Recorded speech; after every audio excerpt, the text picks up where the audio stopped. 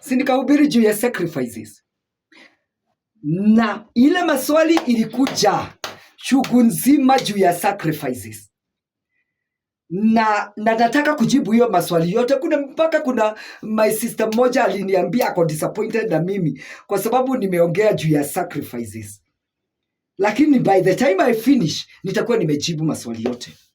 Kuna mmoja aliuliza, ni kama sisi madhabahu ya Jehova na madhabahu ya waganga na wachawi kama ni kwa mashindano. Wacha nikwambie hivi, our God will always remain all knowing, all powerful, all great, almighty. Hashidani, madhabahu yake haishidani na ya mtu, hayashidani na anything. Na kwa hivyo wakati mtu anatoa, hakuna mahali even kwa ile mambo ingine, hakuna mahali Mungu ni aliumba shetani. Hakuna mahali ati Mungu anashindana na shetani. Hapana. Remember, God is the Almighty. He is the Elohim, the Adonai. So he is the great Jehovah, the great Yahweh. Lakini sasa nikiongea juu ya mashindano, wacha nikuulize swali moja. Wakati wewe nyinyi siblings, sisters ama brothers, ama brother na sister, nyinyi kila mtu anafeel anataka kutembelea baba yake ya hapa duniani. Useme unataka kutembelea baba yako Mutua, ama unataka kutembelea baba yako Mwangi, ama Makoha baba yako, na huyu baba yako, nyinyi wawili mtaenda kulingana na vile Mungu amemwezesha. Mmoja sibling yule amebarikiwa sana, ataingia kwa supermarket anunue shopping ya 20k, 50,000 apelekee baba, mpaka mattress anaweza kabeba akanunua anything kwa sababu hakuna pesa. Yule mwingine hajawezeshwa sana, maybe ataenda kwa butchery anunue nyama ya 1,000 apelekee baba. Nyinyi wao wawili waende kwa baba yao atasikia aje? Mnaweza kasema nyinyi wawili mkienda ati ni mashindano. Ni kushindana, mnashindana. Kila mtu anaenda kivyake. Maybe huyu atakuta yule mwingine alifika mbele yake, ama huyu alifika nyuma yake au nyuma ya huyu mwingine, na baba hashughuliki na mambo hiyo yote. Anajua huyu amebarikiwa sana, huyu hajabarikiwa, amebarikiwa hivi, huyu amebarikiwa hivi, na kwa hivyo atapokea kwa shukurani. Yule wa kanyama, baba atakula kanyama na aridhike, afurahi, na huyu mwingine wameleta shopping na vitu vingine, baba atafurahia. Hivyo tunaenda kwa baba. Ati huwezi kaenda mikono mitupu. Sio ati ni mashindano. Hakuna mashindano. Yule anaenda kwa mganga, anaenda kwa mganga kivyake, na huyu anaenda kwa Mungu, anaenda kwa Mungu kivyake. Ni vile tu hawezi kaenda mikono tupu. Mimi namwambia ili mjue, yule ana feel hataki kutoa, hakuna shida, provided umeambiwa ni wewe unakataa kutoa. Nasema si vizuri kuenda kwa baba wa duniani, Kamamu baba yangu, Maina baba yangu, Odhiambo baba yangu. Siwezi kaenda mikono tupu. Hivyo tu siwezi kaenda kwa Odhiambo baba yangu, ndivyo tu siwezi kaenda kwa Mungu bila kitu, mikono tupu. Na kwa hivyo ikiwa wewe unaweza kaenda kwa baba yako huyu mzazi mikono tupu, basi umezoea kuendaga mikono tupu, basi kwa Mungu utateta kabisa, kwa sababu hujazoea. Ikiwa mpaka kwa rafiki unabeba maziwa, unabeba mkate, kwa Mungu ndipo utaenda bila kitu. Hivyo ndivyo nasema, huwezi kaenda bila kitu.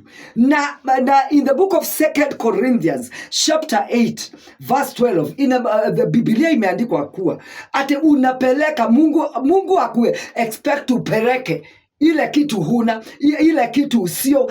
Mungu ana expect upeleke what you have. Ikiwa uko na nyingi unapeleka nyingi, ikiwa uko na kidogo ana expect upeleke kidogo. Hata kwa tithe amesema hivyo, unapeleka kulingana na vile unapokea. Kwa hivyo hupeleki, Mungu akwambii upeleke ile kitu una. Soma 2 Corinthians chapter 8 verse 12.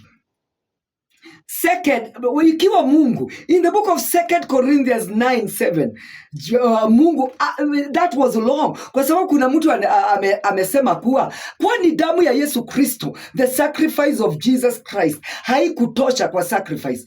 Wacha nikuulize aje, kwa sababu wewe hutaki kutoa.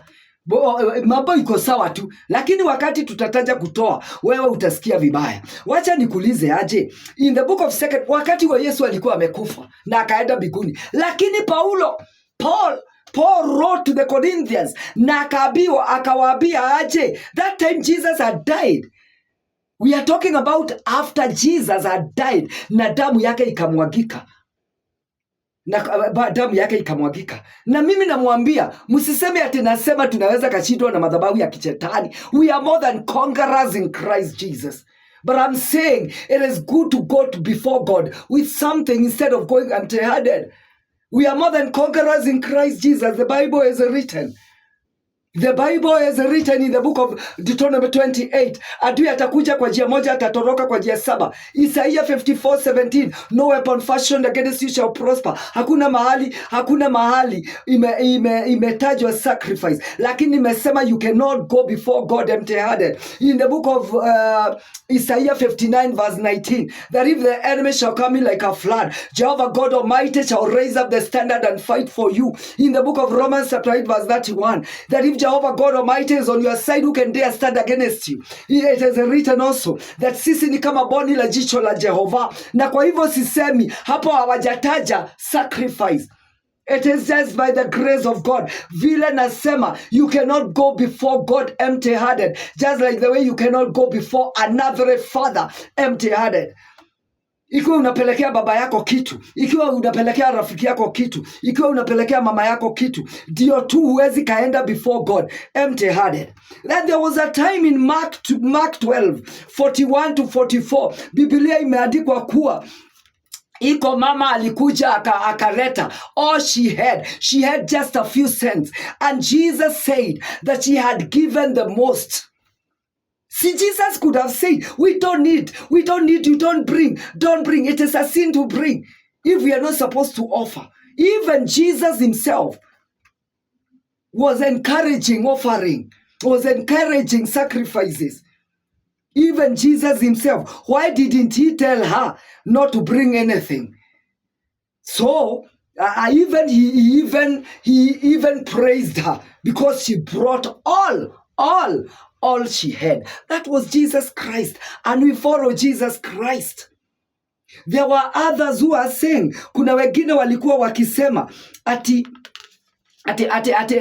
tunasema ati ili apate favor must ni lazima atoe ili apate favor. Nimesema hivi, kutoa ni lazima. Umesikia? Ukikataa, mimi sina shida. Wacha usifinyiliwe, nimesema utoe. It is not wewe ukifeel hutatoa. Mimi nimesema vile tu huwezi kaenda kwa baba yako hapa duniani mkono tupu. Is the same way you cannot go before God empty-handed. So you have heard. Ukikataa kutoa, usiseme hukuambiwa. Kwa hivyo usikasirike ati mimi nakwambia, nimekuambia ukweli. Hata kuna mmoja aliniambia ati ako disappointed na mimi kwa sababu naongea juu ya kutoa. Wacha nikwambie, mimi nakwambia ukweli. Vile tu huwezi kaenda kwa your father mikono tupu, ndivyo tu huwezi kaenda before God empty-handed. Not because you are bribing God. Do you bribe your father? Mimi nauliza aje? Wako hapa hakuna mtu hana mzazi. Ikiwa huna mzazi, uko na grandparent. Uko na somebody. You can give gift anything. Unambribe. Unamfanya hivyo ili upate favor. Hapana. It is by grace. Lakini mimi nasema ni vizuri kupeleka kwa Mungu kitu. Ni vizuri uwe umesimamisha kitu before God. Usiwe mikono tupu, just like the way I told you yesterday about what David said. So the same way you deal with your heavenly father, with your earthly father, because you can really connect with your earthly father. The same way you connect with your earthly father is the same way you should connect with God. If you can, when you are going home, you must take shopping, and before God, the King of glory, the King of all glory, You mean you go empty-handed? No, it is like the same way you go to your earthly father. Mwingine alisema ate did Bartimaeus, did yule mama Bartimaeus, yule mama alivuja damu, alikuwa anavuja damu miaka 12, ati kama alitoa sacrifice, it was by grace. Na wacha nimwambie, soma sana juu ya Hebrews, ya Wayahudi. Soma sana, walikuwa wanatoa dhabihu. Soma in the book of Leviticus, wanatoa, there was sacrifice, there was sin sacrifice, there was sin offering, there was this, there was this, there was this, there was this. They were giving. And when you give, it is not a must that anytime you go before God, you must have a sacrifice. You must have a sacrifice. Ulikuwa umetoa, hiyo itaongea. Kuna kitu imesimama, kuna kitu umetoa kwa madhabahu ya Mungu. She didn't need that time. She didn't need to give. Already it was something that she was doing often with the Hebrews. Read about the Wayahudi. Hawa Wayahudi walikuwa wanatoa. Mtu mama akizaa mtoto, ala akirudi kwa hekalu, lazima aende na offering, lazima aende na sacrifice before God. Kwa hivyo walikuwa wanatoa wakati wote. Kwa hivyo ukisema ati hakuwa na kitu, hata Bartimaeus, hawa watu wote, hata Job alikuwa anatoa sacrifice wakati wote, akisema maybe watoto wangu wamekosea, anatoa sacrifice na repent before God because of his children. We are not buying miracles. There is nothing you can buy from God. God said he is rich. Even he has 1,000 cows. The 1,000 cows on the hills are his. Kwa hivyo huwezi ka bribe Mungu. Huwezi kanunua miracle, huwezi kanunua even Mungu. Hata si karata, unampea just like the way you give your hair earthly father. Unampea tu, una feel wacha nisiende mikono tupu, because you respect, you honor him. Huendi mikono tupu, unaenda tu na kitu. That's what I meant. And it is not for everybody. If you feel you don't want, wachana nayo, sio ya watu wote. Ukifeel kama vile umezoea kupatia baba yako wa hapa duniani, your earthly father, baba yako Kamau, baba yako Mutua, baba yako Odhiambo, baba yako Otieno, vile umezoea kupatia baba yako Kiprangat, vile umezoea hivyo tu ndivyo tu nasema juu ya kupatia Mungu. It is the same way. Huwezi kaenda mbele ya baba bila kitu. That is what I was saying. But don't get angry if you feel that you should not give. You just don't give. But I've told you the truth, because this is the word of God. I have to speak the word of God, and it is not a must it be accepted, but you will hear. Utasikia, ukidecide utachange. Ukidecide utatolea Mungu, mtolee Mungu. Ukidecide hutamtolea, hiyo tu ni your own decision, but it is good kujua hivyo. Kwa hivyo nasema hivyo nikisema ati wale watu wanatolea Mungu, wanamtolea kwa sababu wanajua yeye ni nani, na wamezoea wakienda mahali wanatoa. Kuna mama aliniambia hivi, ati alitoa, alikuwa ako na shida na akatolea Mungu, na wakati alitolea Mungu aliona ni kama wakati huo ndio hata shida zimezidi. Ni kwa sababu you cannot bribe God. You are giving like it is a habit, like it is a lifestyle. You give just like the way you go home with, unaenda na shopping nyumba kwenu, mahali ulizaliwa, unaenda na shopping, unaenda nini. It is a lifestyle. You don't give so that you may receive. Sio karata ati unapeana alili ureceive. Hapana, you give it as you honor God. And I know that I'm not upset. I'm not saying this was so as to upset anyone. But I hope I've answered all your questions. Damu ya Yesu Kristo haiwezi kanunuliwa. You cannot bribe God. You cannot buy miracles. You cannot buy favor. But it is a lifestyle of giving God, just like the way you give your brothers and sisters, even people around you, even the needy, even your father and mother. The way you cannot go empty-handed, that is the same way you cannot go before God empty-handed. In the mighty name of the Father. And I love you very much. I love you, all of you, in the mighty name of the Father, and of the Son, and of the Holy Spirit. Hallelujah.